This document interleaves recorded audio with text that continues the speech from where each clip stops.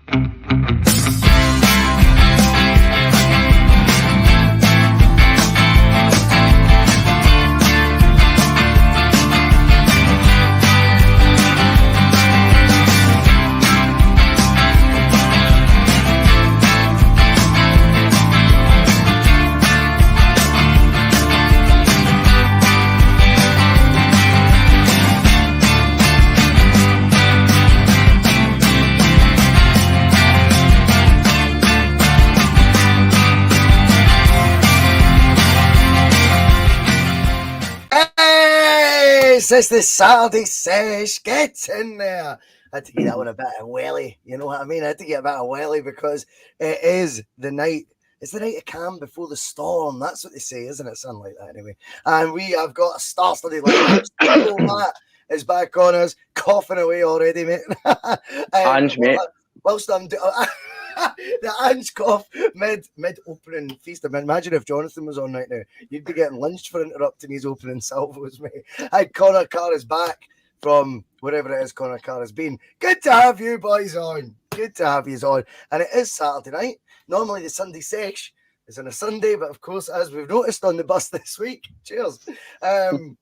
Everything's a wee bit topsy-turvy, so we've done Mondays on Tuesdays, and it's now sessions on Saturdays instead of Sundays. But nobody cares, mate. Nobody fucking cares. So let's get stuck into what is going to be an action-packed show tonight. We're going to be talking about the game itself, because this will be the last opportunity us three have to sort of forecast spectacularly badly what actually occurs, give our take on, you know, what the lineups will be and what the vibe's going to be. And we're also going to take a wee deep dive tonight, aren't we, Steve? Into sort of, you know, what's your tradition? What's your superstitions before the game? Where do you watch it if you're not a regular attendee? Are you watching it in the living room with your pals? Do you go to the boozer? What's your psyching up songs in the morning? Anything in particular, you know? Then he starts saying up the sound, because we get enough complaints as it is, man. But yes, we're going to have a wee bit of fun tonight with all of that. Don't forget, we need to do all that good stuff first, though. Just before my voice completely dries out, this intro's getting longer and longer and longer. Anyway, I'm making it even worse. But all that good stuff, if you want to hit subscribe, ding, do it. There's a wee bell, you can get notifications and that. 3,668, I think I have now. I mean, we must be doing something okay. And that'll take a big jump, obviously, tomorrow as well, when people realise that you've got to be on the bus on days like this. And then, obviously, if you want to like the show, do it right now. Hit that thumbs up, because that gets the traction, gets the bus busier. 81 in here already on a Saturday night. Can't thank you all enough. If you want to become a Bhoycie Bus member, like Bob McBob! Man, absolutely you're free to do so. Should we give him another round of applause? Bob McBob, ladies and gentlemen. What a legend, mate. And I've put the gauntlet down in a Jake Paul kind of style to Tommy Fury. He was saying double or quits last night, apparently, right? You know, if you get beat, you get no purse. If you win, I'll double your purse. Well, Bob McBob, since you're so confident about tomorrow, if you lose tomorrow, you have to sign up for a second month on the bus out your own pocket. $1.99 out your own pocket. Dude, you seem that confident, mate. Deal or no deal, double or quits. Anyway, let's get to the rest of the good stuff. PieSports.com. Listen, Steve O'Max unboxed them. He's the best person to ask. How good are PieSports.com, Steve-O?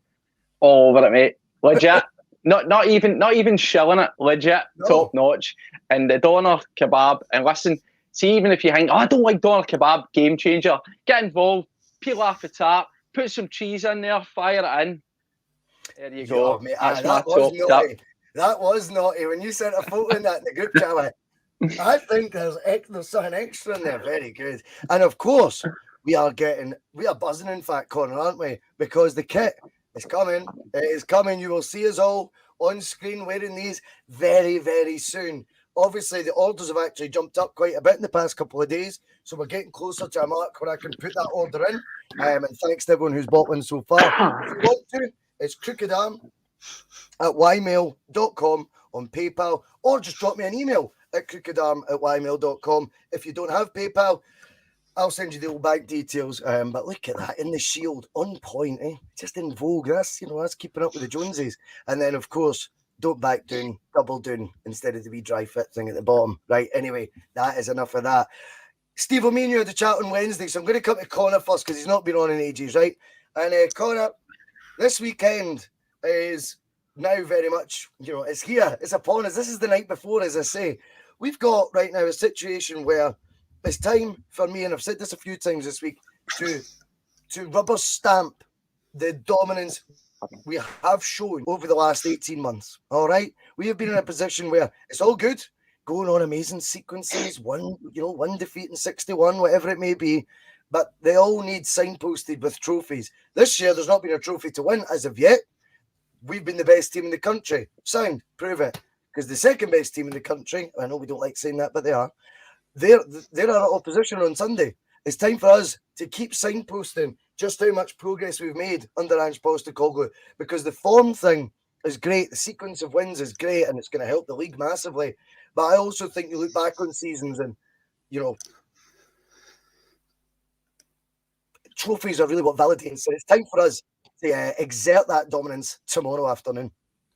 Yeah, it definitely is. Obviously, at the end of the day, you can win as many games as you want, but if you don't, bring home the bacon, then it's all for naught, really. So we've, been on this amazing run for such a long time, and we've been getting better and better every week, which I feel has been pretty obvious.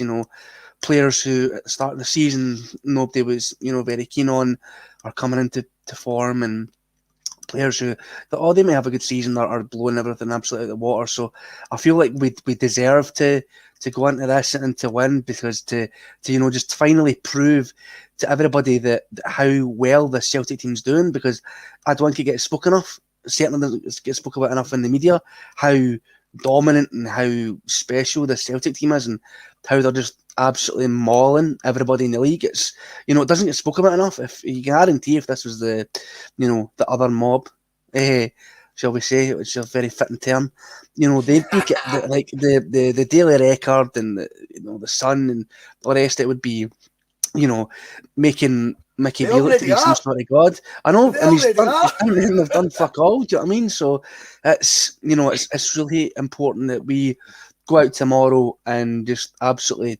crush any doubt in anybody's mind, whether that be the opposition managers, players, fans, or the institutionalized biased media in this country, that we are the top dogs and we deserve to be there. I love that, Connor. That was a brilliant wee opening for you, big man. You're on form tonight. I like that. That's a good sign for tomorrow. If we kick off like that, big boy, we'll be doing all right. I'm telling you, that was a good opening. Steve-O, I think Connor's nailed it there. I think, when he's talking about, the fawning, you know, that we should be getting, and yet Yep. it seems like the other teams seem to be getting that, you know, for doing like 10% or what is it, about 20% of a sequence of unbeaten results that what Ange's on right now. It's just like, shut up, mate. Nobody cares. But we need to accept that. So the only way to answer all that back and say, remember, and I think we were talking about it in Bustalgia last night, there was a game we played them at Ibrox, first game of the season between Lennon and Gerrard. And it was, remember, Johnny Hayes scored. Yep. And after the game, Lennon turned on the media and he went, not one of you gave us a chance yet. We're the ones with the treble in the bank. He goes, not one of you all said they would win. And I just think, not because the media's all saying Rangers will win tomorrow, but all the loving that he's getting, I think there's a wee bit tomorrow. I just want to be going, where did all that come from? Back in your box. Do you know what I mean? There's levels to this game. Tomorrow we've got to show that, though. Absolutely, mate. We've said it before. We'll say it again. What's that? TikTok. The countdown is on, my man. Love it. There's been a lot of talk getting said, but can they walk the walk? We've seen players coming out. We're the best team in Scotland. We've got the better squad. I can't wait to show them. We've had Bale's sound bites and we've had the media. They're just getting behind them. Yeah. You know, it's very much a build up to a game versus them because everything that you've seen has been, they're the best thing since sliced bread. They're going to do this, they're going to do that. They're so impressive and everything around us. It's all question marks and nonsense. Like I saw something about Jota's dipping form, for example. So it's not just a case of shutting up the opposing team. It also maybe putting a bit of reality back to these so-called guys that get paid to publish nonsense. And I'm strong in my conviction. If we continue to do what we've been doing, then I personally can't see any other outcome. I think you're right. I think this is it. It's all about we need to turn up and do what we do, Connor. But, you know, it's all easy to say that. You know, now I go back to that boxing analogy. You know, tactics are great. Having a game plan's amazing until you get punched in the face. It all just goes tits up. And, you know, it goes out the window. And I think that's one of the things with tomorrow, because of the nature of this fixture and the atmosphere. And one thing I'm looking forward to as well, whether folk like this or not, I'm looking forward to seeing the 50-50 split.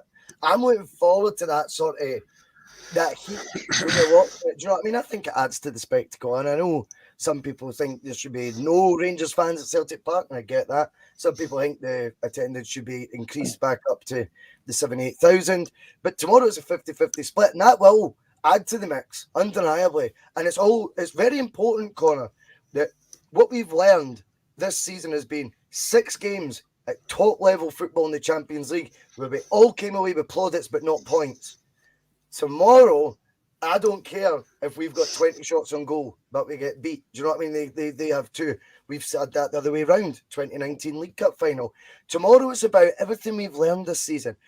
From it be the disappointment, I would say, the Champions League, but knowing you can take your game up a level in spells, or whether it be the bizarre loss at St Mirren, whether it be the bizarre turn of events after Joe Hart struggled to control a ball and dilly-dallied at Ibrox, and why did that rock us so much, you know? And I think all these factors, the negative ones, we've got to turn them into pluses and combine it with the incredible form that we're on right now. And the form we're on is obviously what encourages me the most, but you always become more rounded for sort of setbacks. And we've not had many this season, but I do think it will make the team stronger for it. And they've got long memories as well, a lot of these boys, Connor. You know, that last time we played them at Hampden, at the end of the day, we were knocked out that competition. Whether it was over 90 minutes or not is, you know, yada yada. We walked out of that competition. We've got to use that sort of downside as well as another factor in sort of motivating us. Not that you should need it, but you know what I mean? I just think these factors all play into how well you then handle the next big fixture. And that's what will keep us going. And I'm really looking forward to seeing us show not just the form, but the character now as well, to go on and put on a swashbuckling derby display. It's been a while. Yeah, I mean, going back to that cup semi last year, you know, players like, you know, Jota, who never got a chance to play in it, and, you know, Kyogo and Natati, who got absolutely fucking wrecked on the park and had no protection from the officials for, you know, obvious reasons. You know, and Greg Taylor, who had the joy of scoring his first goal for Celtic against, you know, Rangers in a cup semi in this big occasion, snatched from him at the last minute. You know, players like that are going to have, you know, an axe to grind against Rangers tomorrow, especially because, you know, I know our team and our club, as opposed to others, have a very, you know, high standard and are very professional, and the players seem to have that as well. But they'll be looking at what's in the media and what the papers are saying about them. Jota will have seen that article about him saying he's had a dip in form, and he'll be like, what the fuck? So he'll go to his big whiteboard in his living room and he'll be drawing up some more tactics, I'm sure. But you know, it's really important that, you know, we maintain the standards that we've kept up for so long, and that we go into this not thinking we're going to win, because I feel like that's the problem we had with the game just there at Ibrox. I feel like they had just lost their manager, they were in a really poor run of form, and I think at that point in time, I feel like every team in the league, from bottom right to top, thought they could have took points off the Rangers because they looked so weak. And I feel like we walked into there, and Bale had only been in charge a couple of games, and they still aren't by any means impressive in my mind from what I've seen for the performances. I feel like we walked in thinking, oh, we'll get a result here, no bother, because I'm pretty sure one of our you know, viewers on the bus said he bumped into Juranovic, and he was, I know it's different, he's not here anymore, and the less said about him the better, but they thought, oh, this is ours, we're going to do this easy. So we need, I think the players, you know, need to maintain the professionalism and just really focus up tomorrow, because it's not going to be an easy game. Well, it won't be. And the one thing I would highlight with that fixture at Ibrox, Steve-O, is maybe like I was touching on earlier, the only wee bit that concerns me when I look at that fixture, if what Connor's saying is accurate and we went in there full of confidence, we'll take care of them, they look a wee bit rocky, we're in great form. It didn't take much. There was a chink in our armour, and we kind of wobbled over something that didn't actually cost us a goal. Yes, Joe Hart flapped a wee bit with the ball at his feet. He's done that a million times, though. But yeah, it seemed to rock us that day way more than I thought it would. And actually, we struggled to then get that grip on the fixture again for quite a period of time, if you remember correctly. So that one concerns me. But again, the positive side of it is we'll learn from that. You know, you get talked through that when they do the video sort of analysis and that, and they go, so what happened after that? We didn't concede a goal there, yet you all flapped. Why did you do that? Let's not do that again. And hopefully that will be the case. But I also think a point there, you know, if they were overconfident, like Connor's saying, well, that seemed to shatter pretty quickly, because that was a nothing moment, really. It was a heart-in-the-mouth moment for the fans, but nothing we've not seen plenty of times before Joe Hart do, to be honest, in his time at Celtic, and that's looking a bit uncomfortable and a bit, you know, dilly-dally-ish on the ball, if that's a term. And then suddenly, it sort of changed the complexion of the game. We can't afford to get that rattled over, you know, things like that, because tomorrow in that hot atmosphere again, it could happen. There could be a moment like that, and it's very much we've got to stand up and be counted in those moments and be brave, not shy away from it and somehow let the momentum swing as much as it did last time. And I think it is a very important the point that I'm raising there when I consider it all, because that's what flipped that game for me. You know, that flipped it, and when you look back at it, that shouldn't have that much of an effect. No. You know, having all things even, considering everything you've said there and looking at the previous games, it is imperative that we turn up and that we give the best version of ourselves, because ultimately, keep saying it, if we do that, and it's all if, buts and maybes, if we turn up and we provide the performances that we put in lately, then it should be straightforward. If I go back to the game at Ibrox, yes, I thought when we started hot, we looked in control, and I actually thought this is going to be a cakewalk, this is going to be done at half time. A strange situation with Hart did seem to shock us, because it came out in nothing, and it wasn't as if it was, you know, it wasn't as if it led to a goal or anything like that. It was just a moment of madness, and it seemed to sort of permeate through the team. But I can give allowances for that game. I can give allowances for that game because it was early in the sort of year, and from there on, we took a few games to get going. We were looking a wee bit sluggish. We were a bit slow in the uptake, but the past 5 games or so, the performances have really picked up. It's been night and day. Getting into that game before with the strange World Cup break and a few games back, and it was a wee bit sort of stop-start. We've got a full rush of momentum and a good couple of past performances behind us. So I think that's going to be different. I also think as well, regardless of what's put in front of you, coming back to the fan factor, you're turning up at Ibrox, we looked as if we were dealing with it.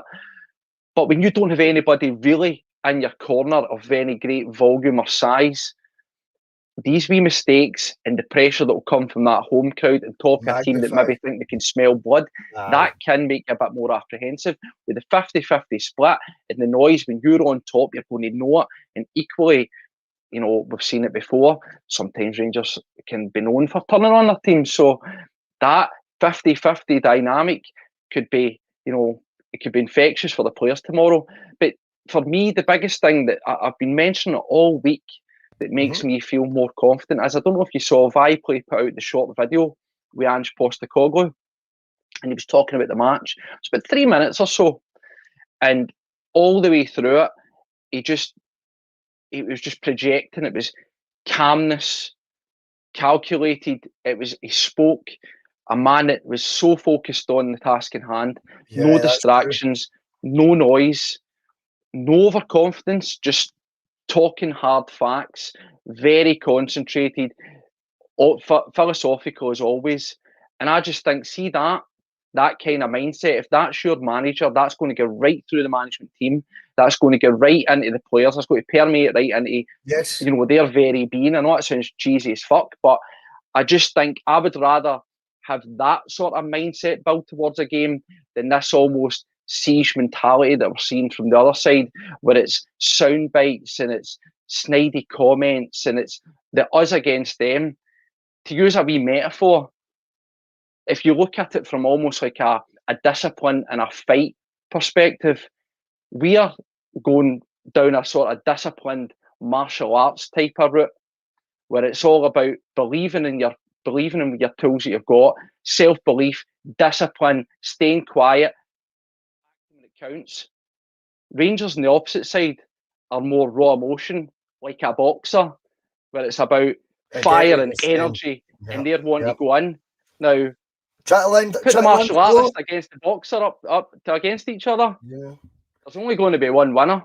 Trying to land a blow, would you say, Steve-O, before the fight? Because that's very much. It's trying to be mind games for me. And I know that sounds a wee bit deep and a wee bit off, left field, but you've said let's roll with it. It made me think. See, whenever he was talking, it was very focused. It was very weird.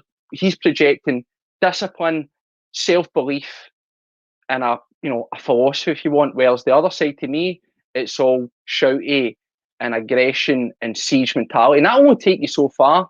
You've got a puncher's chance, but if you've got a well-oiled, disciplined machine and they turn up, then it doesn't matter what you do. And that's what I'm taking for the Ange thing. That's what's making me confident. I know what you mean. I think that interview, I watched the 3-minute one, and this is what's also important in this fixture. You actually make a good point about the emotion there, Steve-O, because see the one thing that he actually acknowledged in the interview, I don't know if you noticed this, Connor, he says, how could I say I was a Celtic fan like they are? He goes, I'm not. I'm not. Right? I'm not, from that sort of perspective. But he says, the way I love football, he said, I never had that in Australia as much. He goes, which is a shame. It's just because it's not the national sport.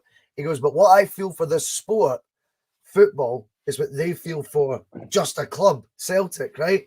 But what he's telling you is, I am as passionate as you are, but I'm also going to be watching the game with almost, good term this, obsidiary eyes, right? And that means he's watching it from a lens of clarity, Connor, not from a lens of getting caught up in it all, And that's the thing, by the way. See, at times, there's a clamour for, this applies to every football club, by the way. There's a clamour to bring back Bring someone back from the playing days. Do you know what I mean? Bring a hero in, because they'll get the initial backing instantly, right? They'll get the instant backing.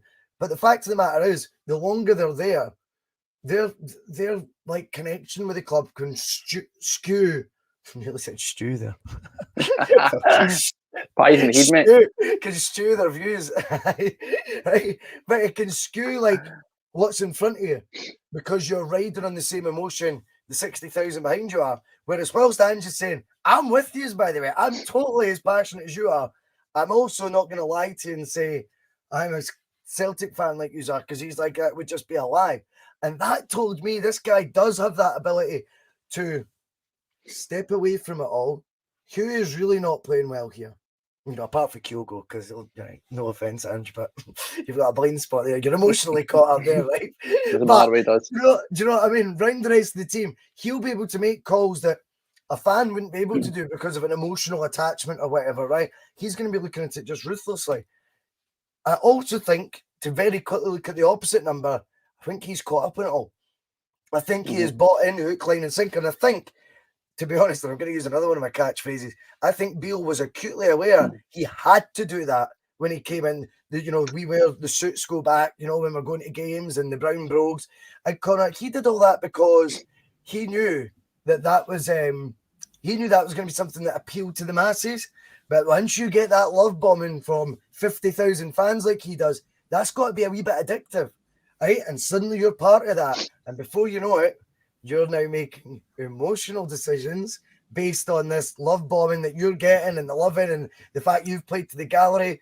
And I just think that, and by the way, the fact Ange's, as he says, once a pilot knows how to land a plane, 26 years, right? I think you've got to look at this. He's 46 games in his career, if that, 40 games in his career.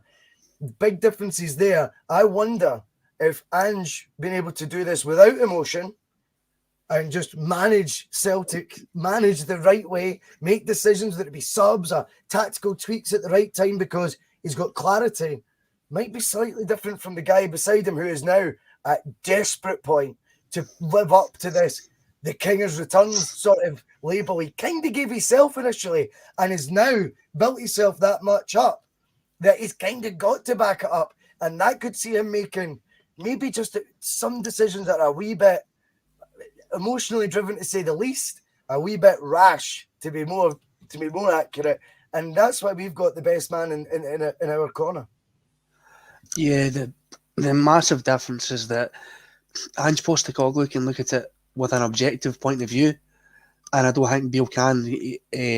Ange can, walk into that changing room and say, like, right, you're shite, you've been playing bad, you're in, you're out. And he'll look at it and he won't take, that's probably the reason why he doesn't really venture into the dressing room or that. He says, that's their domain, I don't take nothing to do with that. He keeps out of that, and he keeps him at arm's length, well, besides maybe Kyogo. But, I mean, I don't blame him. I mean, if he keeps playing the way he's playing, he can fucking carry him around in a baby grow for all I care. And remember, it's not Kyogo, it's Kyogo. But no, the difference is obviously that's where I feel a lot of people are a bit more relaxed about this than they would if another manager was in charge.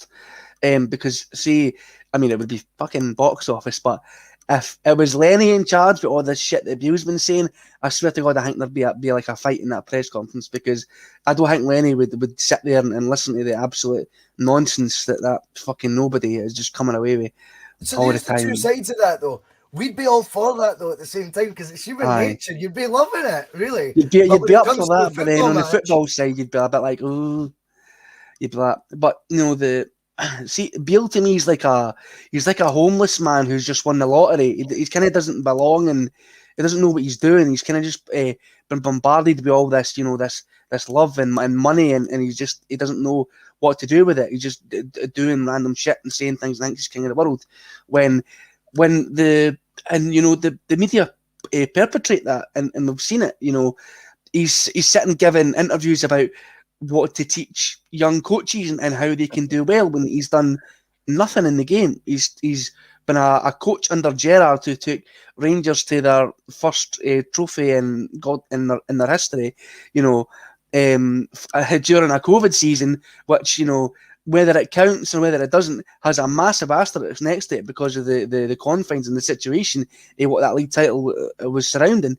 You know, had failed multiple times as a coach and had been sent off in previous derbies because he couldn't control his emotions and his temper. You know, try to square up to John Kennedy, and John Kennedy looks at him as if he's the absolute fucking loser he is. You know, this is the two. It's very much yin and yang now. Whereas I feel like under Gio, I didn't even dislike him as a guy. Like, but let's be honest though, we're not going to dislike a Rangers manager who's like second best and just like knows he is. It's quite easy to go, how respectful is he? Aye, we're fucking better than them, that's why. Of course he's sound. Do you know what I mean? There is a bit of that too. Is you know like, I don't know if it's a rumour, but you know like Henrik's best pal or something? Was at his wedding or something like that? I have no idea. They shared a room. Maybe not a room, maybe a flat or something like that when they were, maybe a bed, who knows? But when they were at Celtic and Rangers, they definitely they were mates, flatmates. I think it was. So, you know, and he had, well, I think is, I mean, to be fair, he could have, you know, been a lot more pomp and arrogant considering he got them to a European final. But, you know, the difference between, I swear if Beale managed to win this tomorrow, he would think he'd won the Champions League. He would go absolutely mental and he wouldn't be able to stop running his mouth. And I feel like if Ange wins it, only if it's, you know, if we beat them and we beat them handily, and, you know, the media still maybe continue to try and prod him a wee bit, he might come out and say something, but he'll just say, you know, it was a great game of football, man. And just like, just all the usual things he comes away with. And he'll just, you know, be like, 2 great teams and that, it was a good game and we played well and we maintained our standards, you know. It's just, it's, you know, it's he'll say something very dry that'll just have that undertone where you'll go, right, Ange, I know what you're saying there. Do you know what Ange will say? Ange will say, if Celtic win, I guarantee you he'll say something along the lines of, I thought we were lucky to win that game. Just to be smart. He'll say even if it was like 7-0, but I thought we were lucky, very lucky. Definitely, he's got this guy picks his fights at the right time. Do you know what I mean? It tends to be after he's, you know, the talking's been done. Do you know what I mean? I feel like where Lennon had the media in a chokehold, Ange's got the media on their lap, kind of sort of thing. It's weird. It's hard to describe because I've said this before. I think Ange and Lenny both think the same of the media, right? And I think last season, if you remember with that Kenny McIntyre Steve-O, he says to him, you know, well, it depends what team you wanted to win, mate. Yeah. Right? Right. So he said, you know, were you fortunate today or it was a bit iffy at times? Well, that depends on which team you wanted to win. Now, if you flip that into Lennon tongue, right, that would be Lennon saying, like, you know, oh, you wanted them to win. But it's the same message they're getting across. I just think Ange has this mad delivery about him. And he, you know, I think he's got one-liners like pre-made, whereas Lenny's just impulsively saying them. But I don't think their attitude towards Mickey Beale would be far removed. I think it'll probably be pretty similar. I think their attitude to the Scottish media fawning over a rookie manager, i.e. Lennon with Gerrard, and now Ange with Beale, I think would be pretty similar. And I think their message is also pretty similar. I just think the delivery is key and the moments to pick them. And that's the difference between the two. Lenny can't hold it in. Ange will go, didn't I say anything? Just sit there, nod, give a vague answer, and then let the football do the talking. And then maybe you'll see a wee glimpse of what I actually thought during that spell. I think that, you know, it's the old media narrative that in Scotland, you know, say that various managers said it before, someone's always got to be the pantomime villain and somebody's got to be the flavour of the month and the favourite. Now, unfortunately, whenever Giovanni Van Bronckhorst was at Rangers, they didn't have either in Ange or Van Bronckhorst. Now, you don't have to dislike the opposing manager or anything like that. You know, that's largely nonsense. But generally speaking, you'll have found previous managers or something that you didn't like about them. But I think we went through a rare period there where you couldn't really say anything bad towards either Van Bronckhorst or Ange Postecoglou. They were both very professional, very decent guys as human beings, and you know, they didn't hold any animosity. There was no stupid mind games and pettiness. But Beale's came in, and he's just been seen as an opportunity, I believe, to be the person that's thrust forward as the exciting one, or the personality. I mean, personally, I think he's got absolutely no personality. He's a complete and utter wet lettuce. But the fact of the matter is, he loves holding court. He loves the sound of his own voice. And the thing is, unlike Van Bronckhorst, he was a thinker. He was like Ange. He would take in a question, think about it, answer it, wait for a follow-up. Beale's got no filter, so they just let him run. So a lot of this nonsense that we're seeing is self-generated by him. Probably less so. All right, I know that the media are maybe eating up some of the crap he's coming out with and they're giving him loads of airtime and what have you. But I think it's more by design. It's just like, this guy's brilliant, man. We just say it, like something there and go. And he does it himself. So come through that, you're going to see more of him. You're going to hear more of him. He's going to be topped up more. But they're in two different stratospheres. And as Connor says, I had to laugh at that video that I saw, but it was, what advice have you got to give young aspiring managers? And he was sitting there talking with this era authority, like he's been there and done it, and you're just looking and thinking to yourself, mad, eh? You're a mile off, mate. You're an absolute mile off. But he's been built up to that. We will focus though now, Connor, on Celtic, and there's a lot of difficult decisions for the man we think is the better manager. We've just talked up the battle between the two of them yet. Well, let's be honest here. There's a lot of tough decisions I'm just going to need to make for tomorrow. I know the lineup seems to, in a lot of people's mind's eye, seems to now be picks itself almost. I think it's going to be very straightforward. It'll be Taylor, Starfelt, Cameron Carpet Slippers, Johnston. We think it'll be Jota and Maeda on the left, Jota on the right.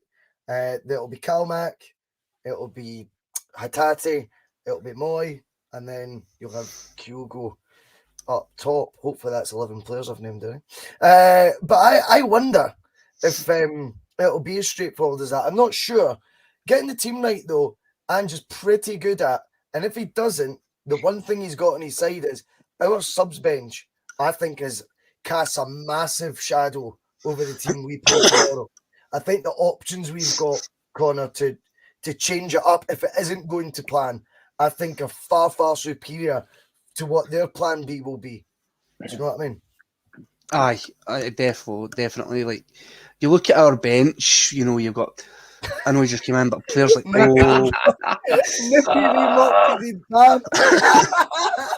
Michael, mate, you've made my night. You have made my night. And by the way, thank you for joining 177 watching live right now. We appreciate your support, and I hope you got loads of ads when you came on here as well, by the way. Hope it's one of those big 20-second ones. Good to have you on, son. Brilliant. You keep being you.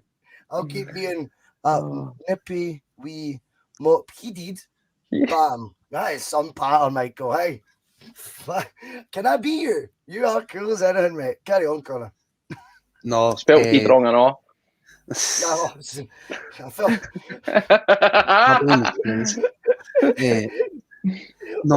you look at their, you know, you look at their team as opposed to ours, and you know, our bench is far superior to any teams in the country. You know, if our bench, all of it would probably make their first 11. In all honesty, you know, and on the flip side, I don't think any one of their players make our bench at all. I think that's just the massive gap in quality between the two sides, and you know, we've got cover for every position on the pitch. Yep. Who can come in, and it's the key thing is that it's not a downgrade when you bring that player on.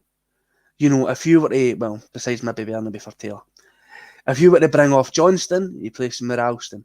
If you bring off Hart, you place him with Seagrist. You take off Starfelt, you place him with Kobayashi. Take off Forelli, you bring on Moy. You know, you take off, you know, Callum McGregor, you put on, you know, Turnbull. Jota, Abada, everywhere, all over the pitch. We have, you know, this massive strength and depth that we haven't had in such a long time, and it's why it's been so refreshing under Postecoglou is, you know, we maybe haven't pushed the boat out with regards to the said price of transfers, but for the depth and for covering key areas, I feel he's done brilliant in such a monumental area, better than I'd say majority of Celtic managers in the past 20 years. He's managed to cover, you know, all bases, and you know, it just goes to show that, you know, the first game, the first derby of the season, Kyogo comes off after 2 minutes, and Giacomakis comes on, and you know, he's no longer with us. I've seen it like he's fucking died. That's the worst example ever. But no, so 2 players in January. Come on. and you know, he came on, and you know, he used to just bully the Rangers defence, and you know, it was very different, but just as effective as having Kyogo on the pitch. So, you know, it's a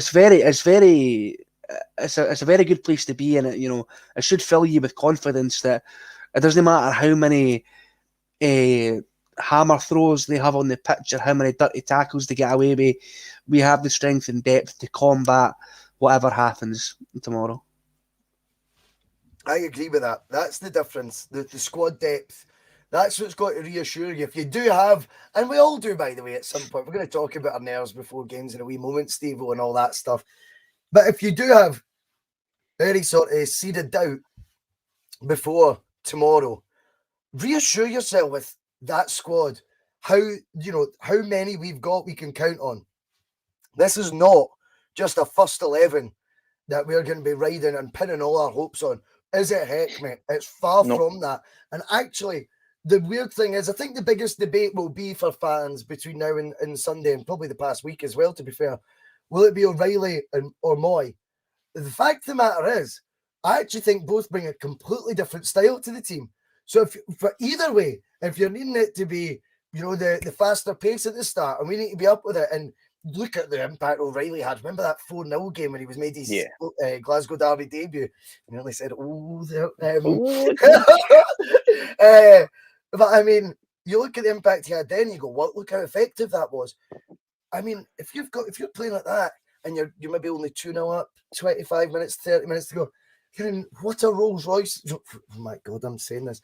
You know, Aaron Roy would be able to come on and manage that game out. I know. Or you flip it and you go, we need that control in midfield from the get-go. We need that calm, that experience, that guy who's not going to get flustered, whether they're coming at us with blood and thunder and all that shite. I think, you know, Moy could be perfect then. But both styles, I think, are very contrast and very different. And that's just one example that we've got right across the board in this team. And that, to me, is what I'm calling my reassuring thought. If there ever is a wee seeded out coming in, Steve-O, between now and 3 p.m. tomorrow, that's my I go, but look at our squad. Look at the depth of that. It's unrivaled. I'm telling you. It's changed days, hasn't it? You know, I remember there was a period where you looked at our bench and thought, that looks a bit light. Now, the 5 sub rule is really playing into our hands because, as you say, and Connor touched on, the options on the bench are literally the first team starters. It's a toss-up for some of them who's going to start. And you just feel like bring them on and have that freshness of legs, but no drop-off in the ability. It's terrifying. Touching on the midfield, personally, I think it'll be Moy. I think it's important that we take hold of the midfield for the off, and we need that calmness in there. You know, O'Reilly, his last time round, wasn't fantastic. Not a terrible game, but I just think that Moy, his recent form, is undroppable. And everything that he brings, you talk about, do we need the speed for the off? We don't need this. We don't need Moy's not a loss in speed whatsoever because he's fast with his mind and his position and his passing. Can I push back though, Steve, a wee bit on that? See the St Mirren game. Now, I think he's a chalk and cheese player from then, right? Granted, just play devil's advocate though. When a team's coming at us rapid in pace, I felt at times he's got lost in transit. Do you know what I mean? In amongst it. And I know what you're saying. He uses his brain instead. However, sometimes it is going to become that physical thing where we need that wee bit more intensity in off the ball runs and stuff. I don't know. I think it's a toss up, that position. I probably would lean towards Moy, to be honest with you as well, though, pal. But if it is O'Reilly, no panic. No, listen, it's a brilliant conversation we're having, isn't it? It could be worse things, we could be saying like, "Oh fuck, I need to put sorrow in there," So at least we're not facing that kind of nonsense again. But no, listen, it just is a toss up. But I think that if we can take control of the game early, that getting turned in the speed thing, we need to control the tempo for the off. And I just think he's the kind of guy that will allow us to do that with the passing, where he'll just be able to sit. And I'm going to call it now. I think if he plays, he'll just coast through the game. That's bold. I don't normally make predictions, but fuck it, let's go mental. Do you know what I mean? Let's go mental. But no, listen, do you know what? I'm way on it. Looking at the bench, looking at the options that we've got, it makes me confident. It makes me excited to think that could come on. And I think there's an opportunity for the guys to make a name. Obviously, Johnson being he's got the fire and the go and the determination. I can't wait to see how he reacts to the game.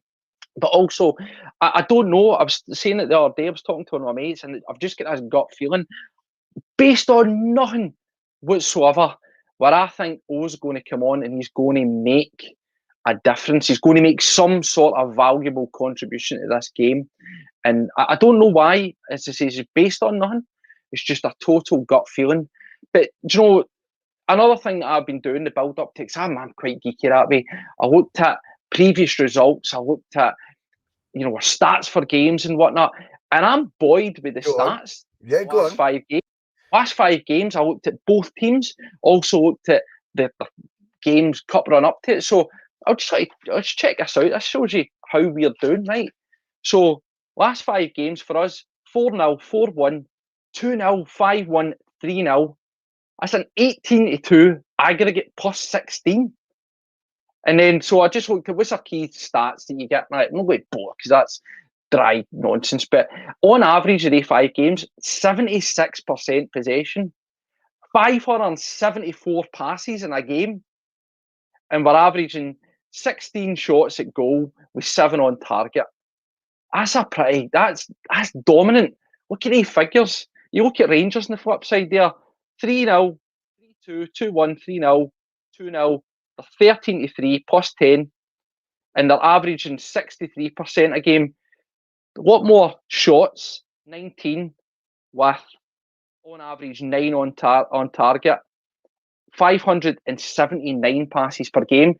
That for me, those are 2 styles that are completely polar opposites. It's Celtic always been this. It's domination, always been this. getting the ball, getting it down, making the passes, pushing, scoring, creating chances. And another interesting thing as well, we've had 11 different scorers in our past 5 games. That's frightening. That's goals all over the park. Do you know what I mean? So the key ones are Hatate with 4, Maeda, Kyogo and Moy have all got 2 apiece, and then there's a couple of ones in there as well. That's got to fill you with confidence. That's scoring all over the park. Yeah, and chance conversion. That's whilst they're getting told they're in the same run of form right now. Interesting. It is. Not the same run of form, is it? For those that are interested, Tillman's the star man with 3 goals. Fair enough. And Captain Fantastic with 2. Yeah. So. This is it, Michael. I mean, the stats Steve-O says there are damning on everyone, that's claiming this. They're in the same run of form right now, the same rich vein of form. They're matching each other. They're going toe-to-toe. They're head-to-head. All this nonsense. Steve-O's blowing it out the water there, so cheers for that, Steve-O. I go with Michael 89 say comment, it's all about, when you look at what Celtic do, the passing. John Collins, the passing, the tempo. John Collins. Michael 89. Oh, you John Collins in disguise. You'll be too young, Connor. You might remember. Remember, the road to I've seen the video of him in the street, and somebody sees him in the street. No. And they see him in... And he says it, aye. But see, not just Collins, right? Collins does the passing, the movement, the tempo. He does his big Val Venus voice. He's like, you know what I mean? Hello, ladies. He's getting all deep with it, eh? But I always remember another one. Remember Paul Elliott, who used to play for Celtic? Some of you may well know that. Yes. And he used to do the punditry on Sports Scene, right? For the big ties, huge. Big ties, looked like Jonah Liu in a tie. And he used to think of every word that ended in a lay. So you'd be like, I thought tactically, physically, mentally. You know, I was like, he just likes words that end in Lee at the end. But anyway, it's funny that I never picked up on it sounding like John Collins. But I agree with John Collins and Michael 89. The passing, the movement, the tempo, Connor, we get all that right, and we are ready to rock. Yeah, definitely. It's, you know, we have a very distinct style under Ange. You know, as much as people like think the whole like Ange ball we never stop thing is cringy, and like this is coming for other teams who could only fucking dream of playing the type of football that we play. But you know, we have a very distinct style of play, and it doesn't matter who we're playing, what the opposition are, whether it's Champions League, Europa League, Scottish Cup League. It's the same every single time. We go out to absolutely pump teams and maintain high possession and absolutely scud them. Whereas the other lot, I can't tell you what their football's like. The only thing I could quantify it as is hoofball. And I just can lump tell you up, right now, Connor, lump up, balls into the box. Aye, It's always ball been to crosses in the ball box. to Barisic, ball in the box, hope that Kent dives and gets a penalty. That's kind of what they rely on. Or, you know, cross the ball in and hope that, you know, the chunky Colombian has a tap in. But, you know, it's you know, we are so, and I hate being so confident because I'm never usually like this before the games. I'm usually shit myself. I'm usually the only time in history where I was never ever scared to play them was under Rodgers. I'm starting to get that feeling back a wee bit. Now this could all end up with egg in my face tomorrow. And do you know what? Fair fucks if it does. But I'm willing to put my neck on the line here and just say that I feel confident tomorrow that we could give him an absolute doing because of the football style of play, the players, the mentality, everything. You know, just going forward. There hasn't been a Celtic team like this in a long, long time. And where you feel, you know, some of them deserve it or not, every player in that team is a hero to somebody. Whether it's a lad who's been gone for the past 20, 30, 40 years, or a Wayne who's 5 years old who's just started to get into Celtic. Every player in that team's a hero to somebody. And there's a reason for that. And it's what we've seen on the park in the past season and this season that, you know, makes us feel that way about this team. You're absolutely right, mate. And that confidence, though, goes kind of goes out the window, like form goes out the window and all those cliches, Steve-O. But, you know, see, when it does lead up to the game, let's go there. What is it like as a fan? Because you know what we do in the Sesh, Steve. Obviously, you've done a few now with me. It's you know, a safe space. It's a safe space. We call it the clinic a wee bit in here because it's now not that kind of clinic. It's now time, though, to start thinking about what are you like that morning in the game. Now, remember, normally, and this is one of the beauties about it being a cup game, it's at 3 o'clock. Normally, I find it's like you wake up and then it's almost game time. Do you know what I mean? You've only, like, you're almost drinking your first beer going, it's a bit early for this carry on. Do you know what I mean? Like, it's a bit early. Any chance, Connor? Jeez, oh, you've got a mute button, son. I thought I pushed it. Like COVID face. What's happening? Anyway, jeez, so. But do you know what I mean, Steve-O? It's like those mornings, I think they just like, they flash before your eyes so quick, it's suddenly, it's kickoff. And I'm not quite settled into it. 3 o'clock game is completely different. And I think the nerves will be, or the butterflies, excitement, will jangle a wee bit more because you've got longer to sort of build yourself up for. There's more of a waiting time to kick off. And that can be a good or a bad thing. One thing I'll get out the road straight away, I know a lot of people get, you say, oh, begin to shit it now. I never feel like I'm shitting it. I always feel like it's a real nervous excitement before the game. And that's even if we're going into it on terrible form. I think these sort of occasions, the bigger the game, the better for me. And I've said a million times, I don't think these are Celtic's biggest games. I think Real Madrid, that tickles me more. Do you know what I mean? Playing there. But we're all different, and that's fine. But for me, when it comes to these sort of build-ups, these hypes, what superstitions would I have? I would listen to like a few of the Celtic songs. Do you know what I mean? In the morning, I like listening to Charlie and the Boys and all that stuff. And, you know, I kind of almost, you know, just getting myself in that zone. But on the whole, I don't ever feel like I'm out of control nervy. I feel like bring it on. Like I get in that mindset of, and that's not me pandering, by the way, to the masses thinking, oh, wow, that's amazing. You like Ange. Like, I just feel like I want Celtic to be in the biggest games they possibly can. And domestically, this is our biggest game. The more of them, the better for me. I look forward to it massively. And I do accept it's not the same for everyone. Talk to us a wee bit about what you're like, or what you will be like, for example, tomorrow leading up to 3 o'clock. Oh, tomorrow's going to be an interesting one for me, but a normal game against Rangers for me is it starts the exact same way every day. I get up and I have a tradition where I have a steak, 4 eggs, 2 slices of toast, and a wee row of vine tomatoes. So like the same food every time? Every game. So like at 11 in the morning, like if it's a 12 11 in the morning. Steak, 4 eggs, that's 2 bits of amazing. toast, vine tomatoes, and if we've just found out Steve-O's milk. It's like this is the equivalent.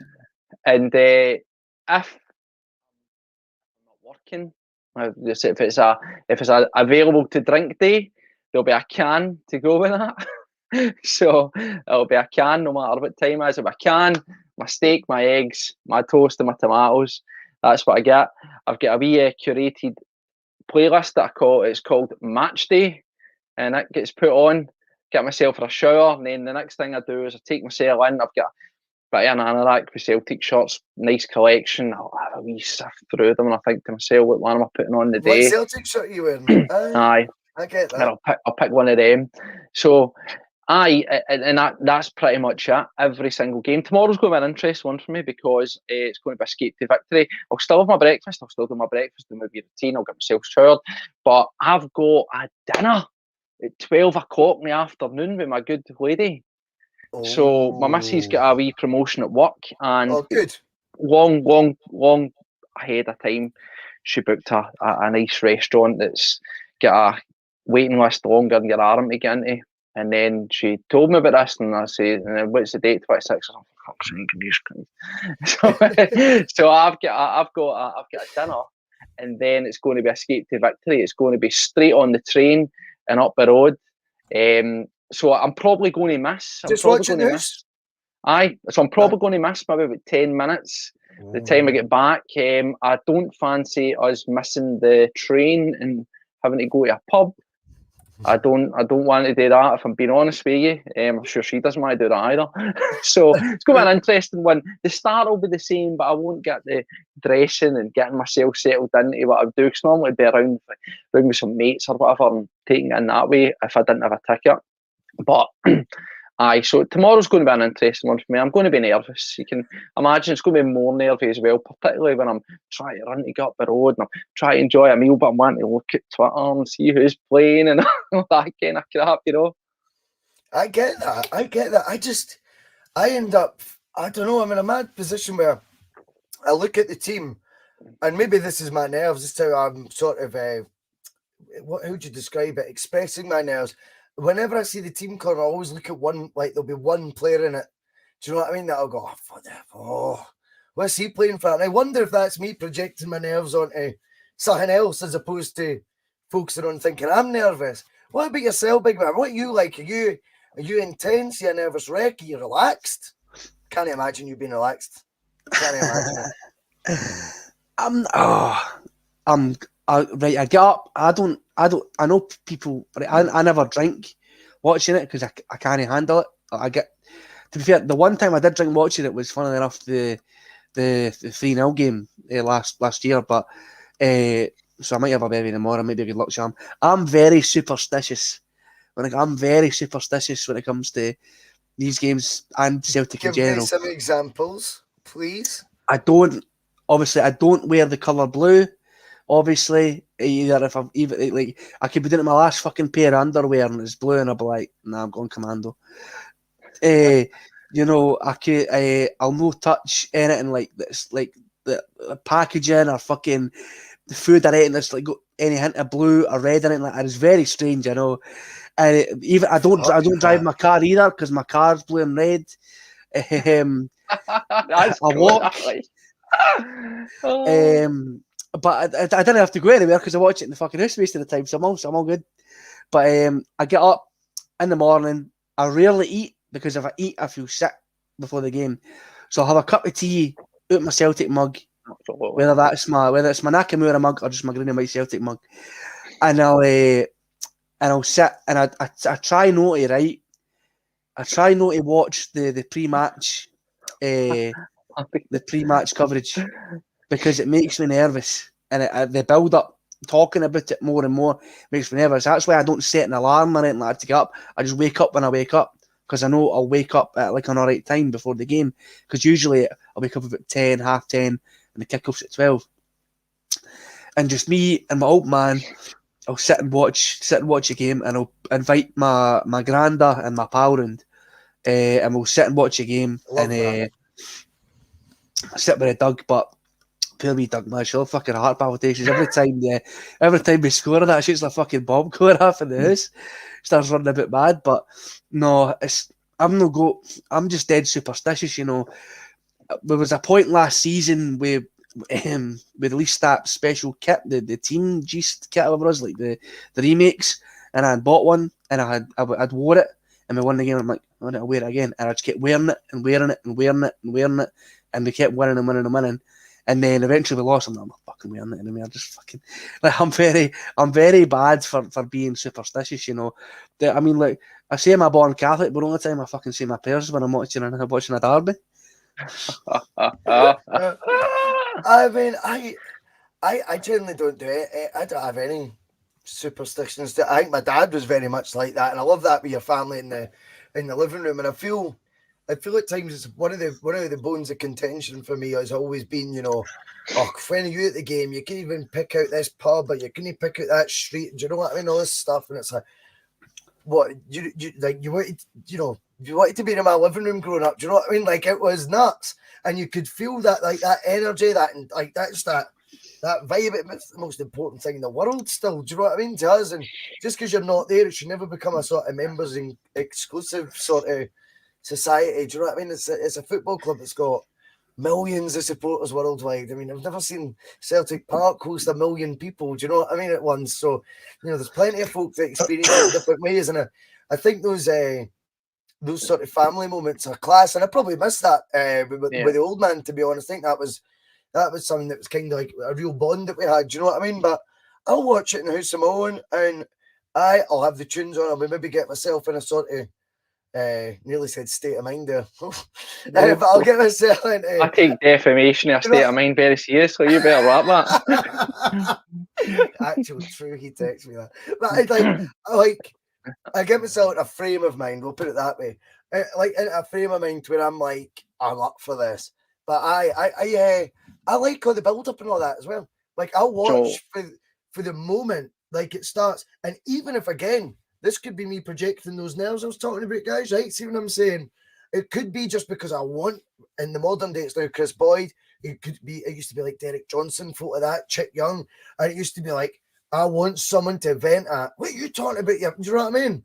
And I think that could be maybe where I'm projecting I must have nerves as well, but I kind of not aware that they're within me. I'm maybe watching negative things like that because I'm like biased bastards and all this stuff. And sometimes that can be quite good to get that off your chest. But by kickoff, the one thing I would say is never, ever, ever watched one in the house sitting down.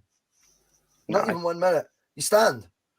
I don't know how to watch it. I couldn't sit in my bottle of beer. Like, I'm standing like that away from the telly. Do you know what I mean? Like, he'd been the ball in that, like Martin O'Neill used to in the side, sound the klaxon. But that's like, I'm quite intense. Are you relaxed, Steve-O, with now you've had steak and eggs, a 3-course meal? Are you just sitting with a glass of vino, mate, or a glass of milk?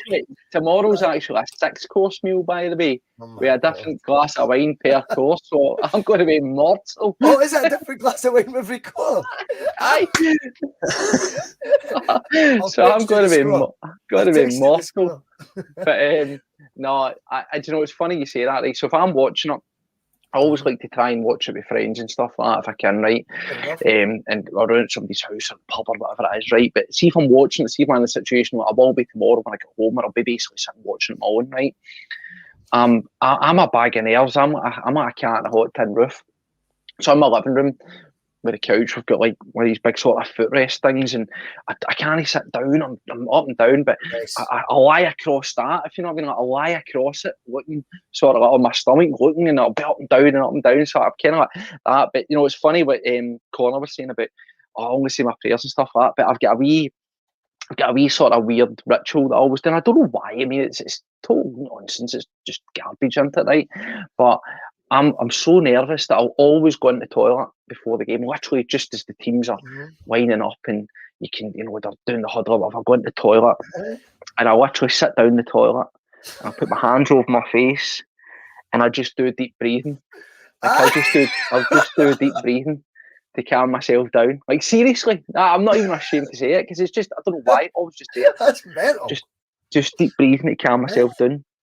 And then I'll it sounds stupid because I'm talking to nobody, and I'll talk and I'll say the exact same thing all the time. And I'll say, just give the players, calm them, focus them, let them get through this game safe. You know, let them get through the day, let them get a result, just don't lose. And I say the exact same thing to myself all the time. And it's mental. I'm talking to myself and it does nothing. But it's just that I don't know how it started, I don't know why it started, but it's just something that I do the breathing thing to calm myself down, because my heart's do you know what I mean? It's going a million, and I'm normally, I've got one of these watches tells me, so my resting heart rate is normally 42. That's my resting heart rate. But it's like, it's through the roof, and it'll come up and it'll say, take time to relax and take time to chill out. You know? Do you know what's funny? You're saying about you sometimes watch it with your mates. I've done it obviously loads of times. I didn't enjoy it. I always feel like I'm distracting myself for the game, because you'll be chatting about something, you'll be debating something. I need to be fully focused, like engrossed in it.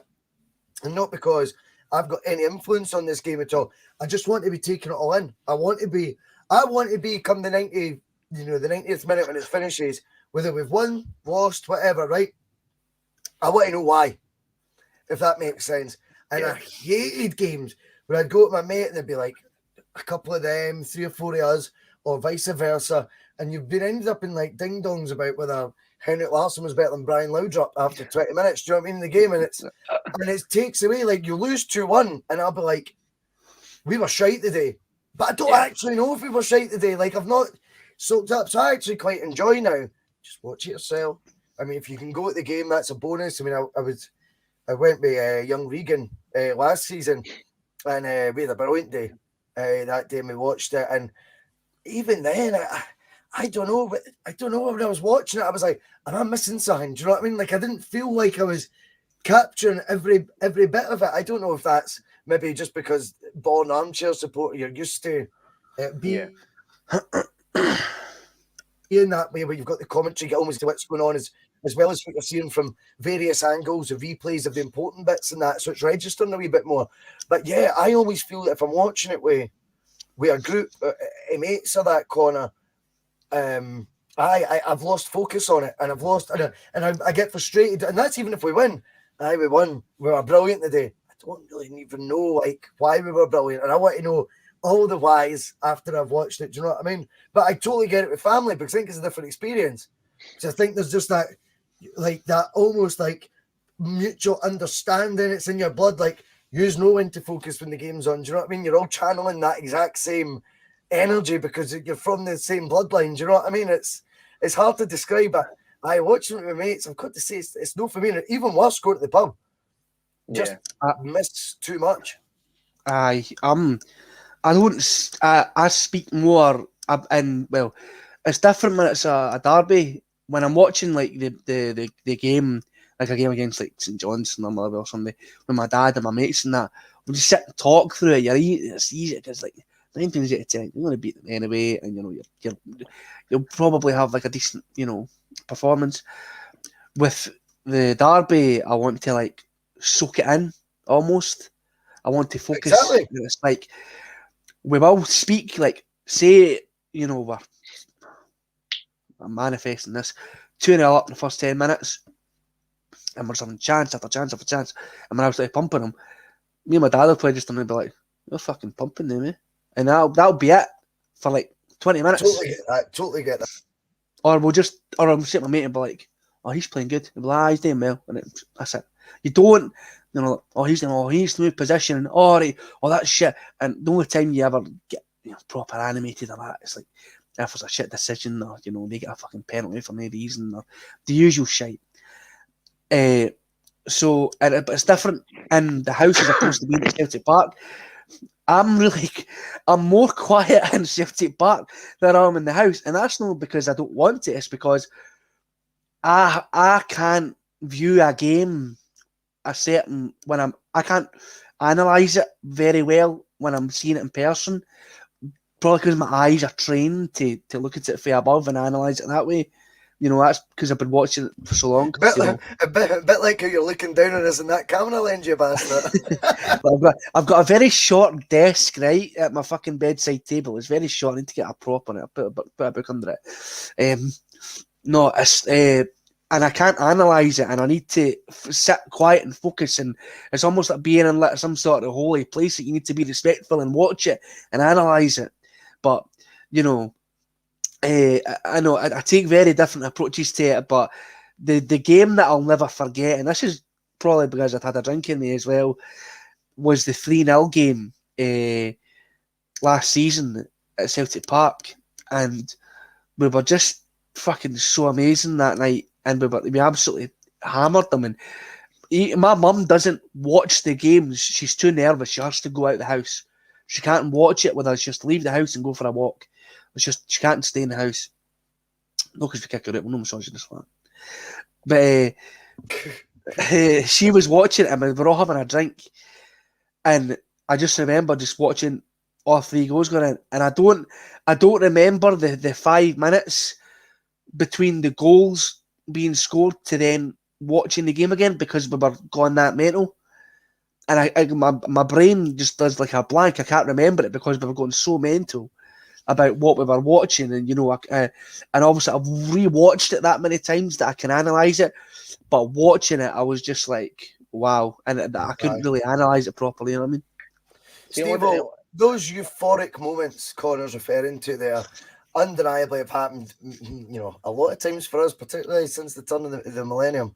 Let's talk about, one that sticks out for you as we lead up to, the latest in these episodes of derbies. Now, okay, you could argue, this is a different team we're playing and that. I don't care. I hate them just as much as the last ones, to be honest. So either way, we could talk about it as playing the team you hated the most in Scotland, right? Could be either entity, right? That's fine.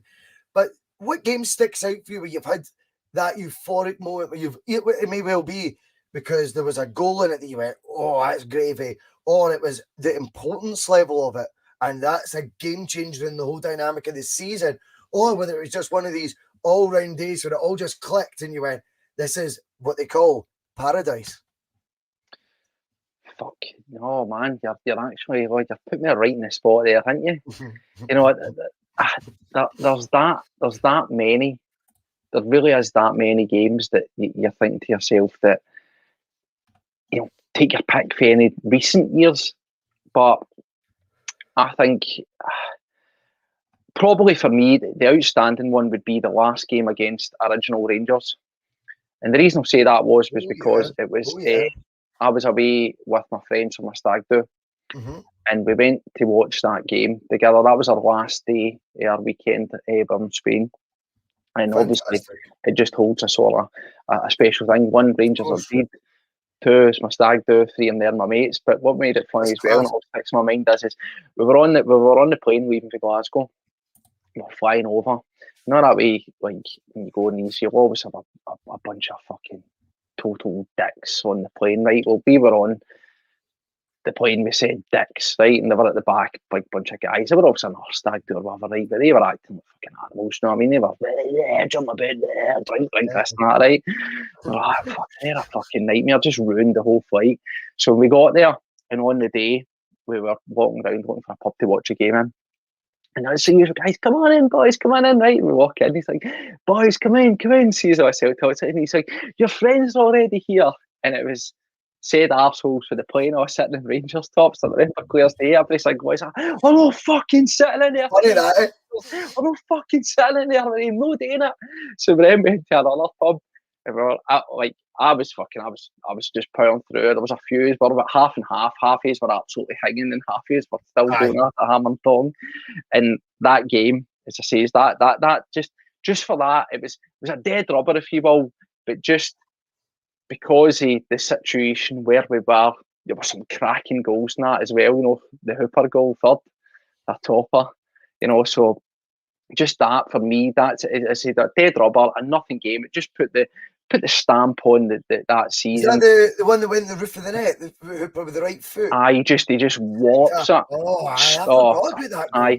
So as I say, in terms of what it meant for us, it didn't really mean anything. It was just a cakewalk. It was just a fanfare. But as it panned out, being the last game before their demise and all that stuff, that's for me a big win. Obviously, at the time, away with my stag doing, we're watching that kind of stuff. So that's why that one sticks well in the memory.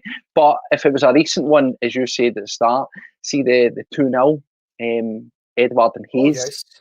That's another recent one, just simply because he is, like hopeful do tomorrow, shushing the narrative. Yes. And I was at that game, and I was horrendously nervous. I actually, now we're talking about weird superstitions. See, when it was 1-0, I went out. I was at the concourse, and I was just walking about. I couldn't even see it. I didn't even see the second goal go in because I was just too nervous. You're not right, mate. So brilliant. I'll give you mine. Mine is a 3-0 under Lenny as well, but the one where, and Phil knows this because I've said it on Bustalgia before, they just can't get enough. It was born. And I just thought that team, they were a lot of them the same age as me. I was at an exciting point in my life. I was in I just finished year one of my business and was actually doing well at it and that. And I was like, now, after putting in crazy hours, was able to take like that Sunday off, knowing I was off in I'd booked the Monday off. I was like, I've got 2 days off together. Just didn't exist then because the hours I was putting in. And it was just like I was in a feel-good vibe. Went to the West End in Glasgow and watched it. Me and my big Indian pal Manny and like a few of his cousins and that. And like that, we were like, that pub was like, we were just going nuts. I couldn't believe that display. That display of a team my age, 22, 23. And they were playing with this energy, swagger. And again, you talk about the pace, the tempo, the movement, but they had it all. Easy Giri looked like Bobby Carlos. Gary Hooper looked like finally we've got, the next 40-goal striker again. Samaras was unplayable. The midfield, remember wee Beram Kyle? I just fell in love with him that day. I just thought he's a little tiger. He's amazing. And I just thought, and because of my absolute adoration for Neil Lennon as well at the time, I just thought, I knew he'd do this. I was almost like, tell yous, I knew he'd be amazing. And that game, you just can't get enough. Remember that started, I can't believe we never went on to win the league. That's probably why it's a wee bit bittersweet. But in terms of that game, that I just felt, wow, that was such a dominant display, but done with like just attitude. And it felt like that team came like, now they're a team. Like now we know who our heroes are in that team or who our heroes are going to be in that team. And I just thought that was a special day. And obviously, condolences to Davy Weir. It was the day that he knew the game's up, mate. Do you know what I mean? Because he turned slower than fucking milk. Do you know what I mean? Sorry, Terry. Connor, what about you, son? I'm swithering between two. I'm swithering between the 5-1 under Rodgers. Both of us going on for about 10 minutes each. Pick one. Do you know what? I'm going to go for one really recent one for this season, the 4-0. And I remember it so vividly because it was the first time in a long time I had got back that feeling of like bravado and swagger about being a Celtic fan again. Even though we had obviously just won the league last year, and we had, beat them at Celtic Park, beat them at Ibrox, and then they couldn't then beat us at Celtic Park in the last derby of the season. But I just remember, the absolute fucking brilliant play for all these, young boys. And I think we've got one of the youngest squads in the league, I'm sure. I think our average age is something like 22, 23. They're all, I know, I'm only 25. I know I've had a hard paper round, but... They're fucking older than me. I know, folk think I was fucking 19, I'm 37. Fucking hell, I wish I had your genes, boys. No, but I was amazing just watching it, and these young boys like Abada, who just absolutely rinses them every time he plays them. Who I don't think gets half the props he deserves. When players were coming in under Ange football, like Bernabe and that, for saying, he's from a different country. He has to take time to settle into that. Real Abada never done that. He hit the ground running straight away. True. And look, and fair enough, he'd moved out here with his missus and that maybe helped him settle in a bit better. Whatever. He's still playing a new different style of football, new country, new football culture. There's no football culture in the world like Scottish football culture, especially when it comes to Celtic and Rangers. And we just absolutely fucking pumped them. And that mistake for McLaughlin, like, I didn't even celebrate, right? I didn't celebrate. I sat there, right, and I was watching it, and he passes it out, and David Turnbull just nicks it on the line and passes it in the back of the net. And I just sat there and I looked at my mate and I just went, "What is that? That just happened." I would like stood and I was like, I just started pissing myself laughing, because typically the week before the media has got them being, the fucking favourites, and it's the tides are going to turn and who's going to have their say on Derby Day, all the usual shit. And we just went out and absolutely just hammered them. And it was beautiful to watch, and it was a crescendo of Ange ball, and I hope that we get the same tomorrow. Phil is our, obviously, our Celtic Wikipedia of the podcast, to say the least. I get that one. Hard to top that feeling when Venegura Hessling scores that winner. Nakamura's earlier goal. I mean, that was mental that night. I mean, that is limbs, the definition of limbs, and that top corner. It was just so good. I just love that, and obviously the drama of it all. And that's the difference. I picked a dominant win just because I couldn't believe how much ease, but how well we were playing. But you're right. Sometimes even the sweeter moments can be the ones like Edward 3-2 at Ibrox, for example. You just took the words out of my mouth. I mean, that was an absolute belt. And then, if you go back to the dominant ones, you think of the King of Kings chip. You know what I mean? And that always is going to be the sort of, that's the textbook. Do you know what I mean? Like, can I throw something out there on Larsson? Of course you can. Best goal Larsson ever scored against Rangers, spinning volley into the line stand. I knew the one you were talking about. Underrated goal. Yeah, because he gets fired in at him low from, and it gets absolutely fired in him, and the control, he just touches it and pings it up. That for me is my favourite goal. The chip looks brilliant because of the commentary and all this and that, but that's his best goal. Technically, against Rangers, that's his best goal. I think he's 50th. Oh, it's a topper. How does he finish that? Because the thing is, Sean Maloney, I'm sure it is, to tap it in. And Larson's like, don't worry, wee man, you'll learn. You're a wee bit wet behind the ears. You think you need to run in to tap that in, don't you? Watch this. On his weak foot for the 50th goal. Imagine what would have happened if Maloney had tapped that in, the reaction he would have got. Well, I don't think it's that. I just think Maloney's weighed it up and went, well, there's no way he can finish for there. I'll need to follow this. Henrik's like that left foot running away for the goal. Like that angle is a joke. And I just thought that was him again. You talk about, go back to the top of the show. Your rubber stamp and your signposts, your dominance. That was Henrik. I'll get my 50th Ibrox just so they can never remember the moment a player scored 50 goals in a league season.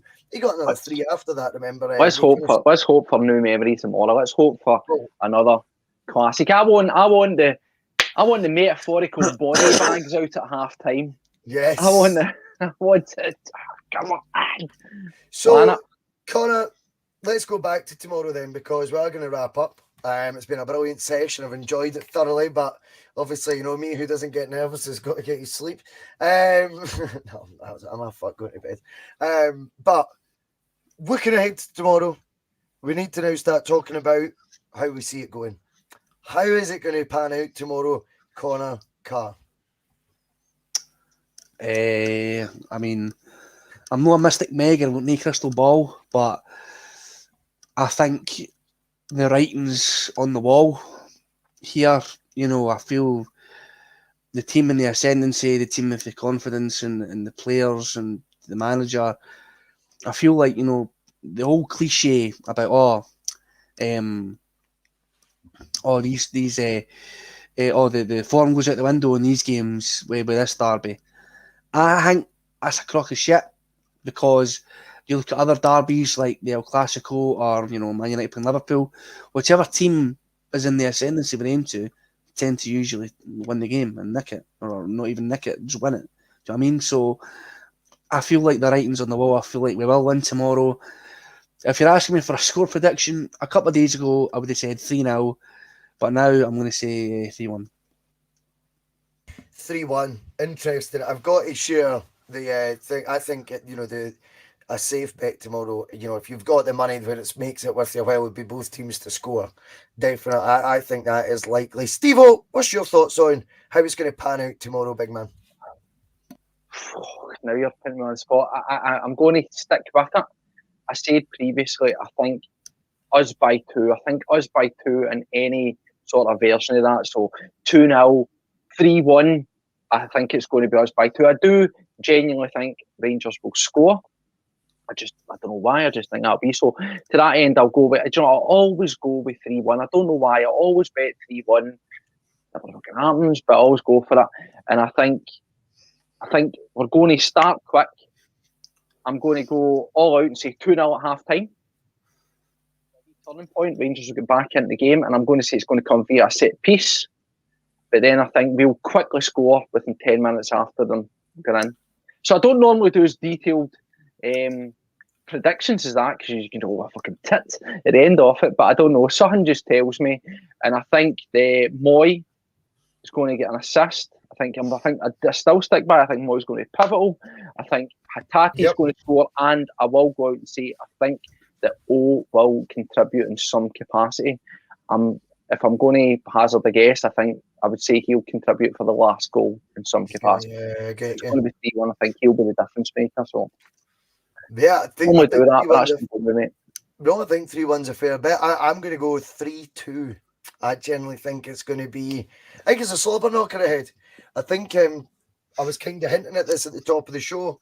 I've seen enough chinks in our armour at Ibrox to very little, and I know various circumstances came around that. Notwithstanding that, the players in the park knew the task at hand and they were rattled, in my opinion, a wee bit too easily. I think we'll have a moment like that again.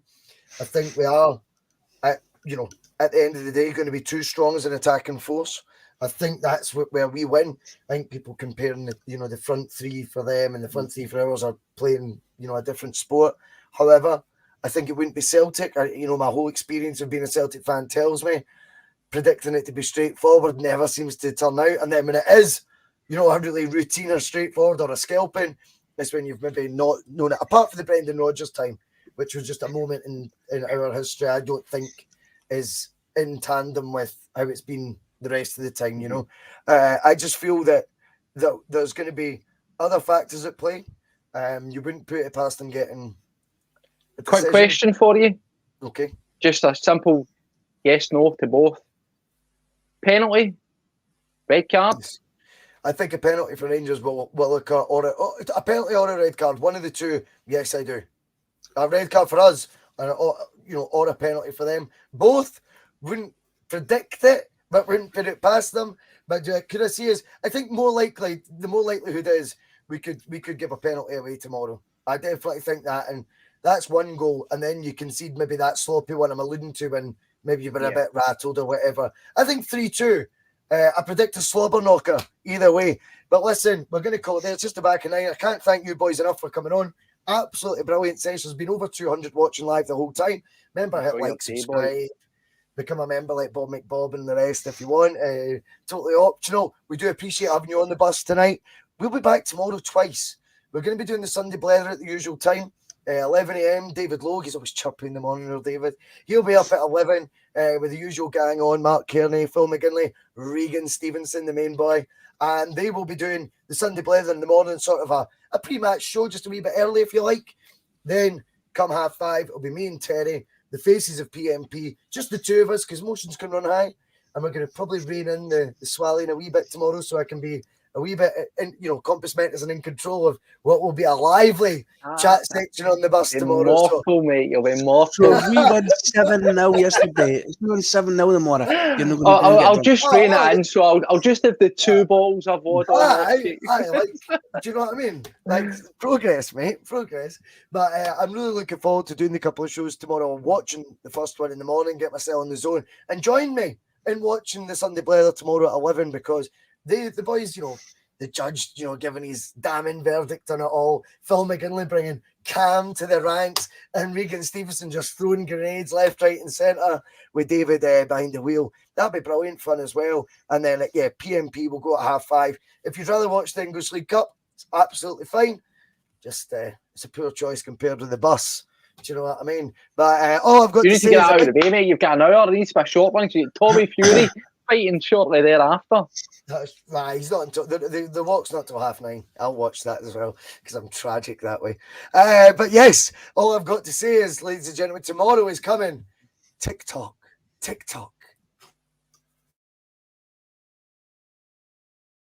I mean, you've all that stuff at the start. They won't be playing Tina Turner on the coach on the way home, will they? Some of his comments about me deliberately trying to cause controversy. Well, I work in the media now, and you've got someone sitting there next to you who's an embarrassment to the media profession. He's an apologist. He's a charlatan. He's a Rangers puppet.